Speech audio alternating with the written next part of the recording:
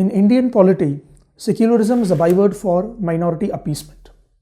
Hindu politicians are its foremost proponents, and the masses its tragic victims. The source of this malaise is the veneration of Gandhian thought that inevitably leads to a loss of the ability to think straight.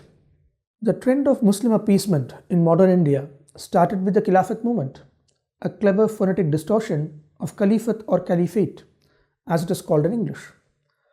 The abolition of the institution of the Caliph after the Turkish defeat in the First World War enraged Muslims around the world. They wished to preserve the Ottoman Empire's integrity, since the Turkish Sultan was also the Caliph, the Prophet Muhammad's successor and the spiritual leader of the Islamic world. In India, Muslim leaders like Abul Kalam Azad, Muhammad Ali and Shaukat Ali persuaded the Congress led by Mohandas Gandhi to support the Khilafat movement by merging it with the non-cooperation movement. Gandhi caved in, and the Indian National Congress took up agitation for the restoration of the Islamic Caliphate. In Kerala's Malabar region, Moplah Muslims declared jihad against the British Empire in August 1921. They established a Khilafat kingdom in Malabar and proclaimed it as Darul Islam. In what is usually glorified as anti-British rebellion, thousands of Hindus were killed, their properties occupied, Hindu women raped, many were forcibly converted to Islam, and over 1 lakh Hindus became refugees in their own land. In plain words, it was a full-blown jihad against Hindu idol worshippers. I am not going to elaborate on the intricacies of jihad here, but will focus on Gandhi's role in normalizing and whitewashing the genocide of Hindus that accompanied the Khilafat movement. Gandhi gave his first reaction in an essay titled Moplah Outbreak on 4th September 1921 in his journal Navjivan. The famed Upasaka of truth killed the truth in that article.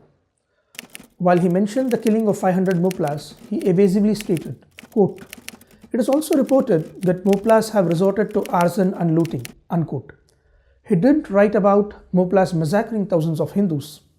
Mind you, estimates state that around 5,000 Hindus had already been killed by that time. This fact was simply covered up by Gandhi. Gandhi published his second article titled The Meaning of the Moplah Rising in his journal Young India on 20th October 1921. The Hindu genocide had been going on for over 2 months by then, until a Scottish reporter pressured him. Gandhi did not consider it necessary to speak more on what he optimistically called the uprising. Once again, he failed to state the scale of Hindu losses. Totally blinded by his belief in the narrative of Hindu-Muslim unity, he wrote, quote, "Hindus have received Moplah madness with equanimity," unquote. How can you be equanimous in the face of rape, murder, forced conversions, and so on? He went on to claim, quote, "The cultured Muslims are sincerely sorry for the Moplah's perversion of the teachings of the Prophet," unquote. But my contention is, did he discover why this revolt was carried out in the name of religion? Did he make an effort to understand the Moplah's motives? The answer is a resounding no. Not just that, he went on to insult those Hindus who converted to Islam when given a choice to convert to Islam or die. The next article came out in Young India on December 8, 1921, under the title Moplah Tragedy, in which Gandhi printed a letter that highlighted the inhuman attitude of the British government towards revolutionaries who were jam-packed in a completely closed iron wagon on their way to prison. There is nothing wrong with the letter.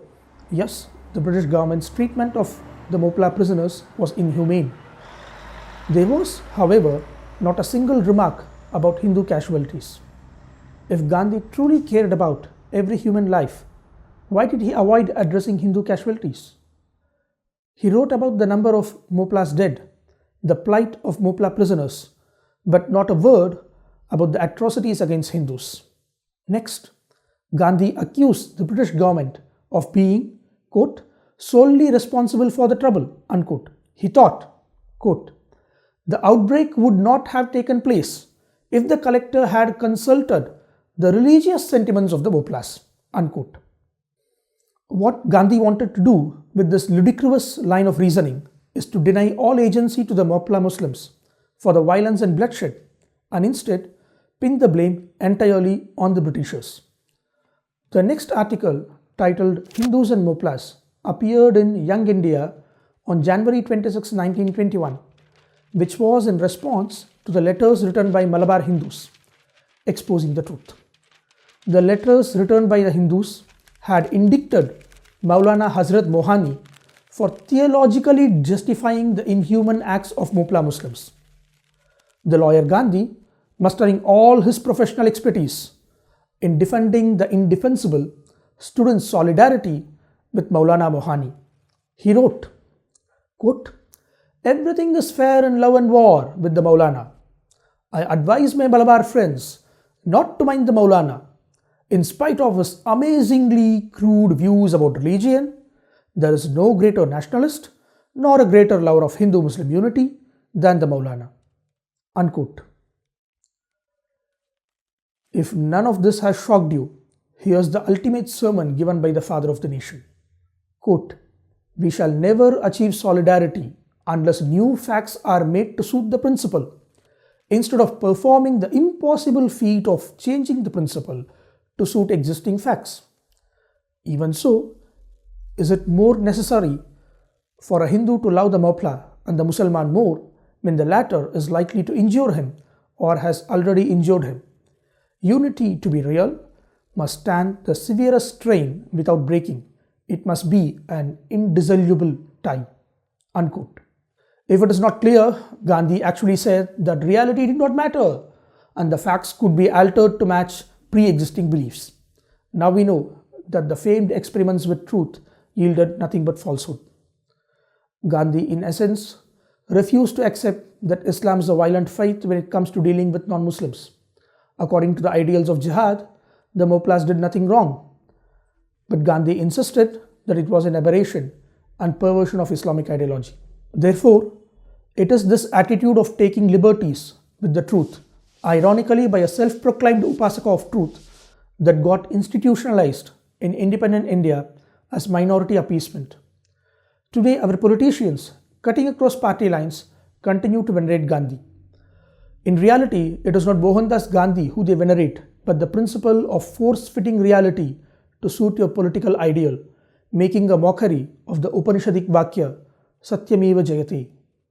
This is Ravilochanan Iyengar for Upward.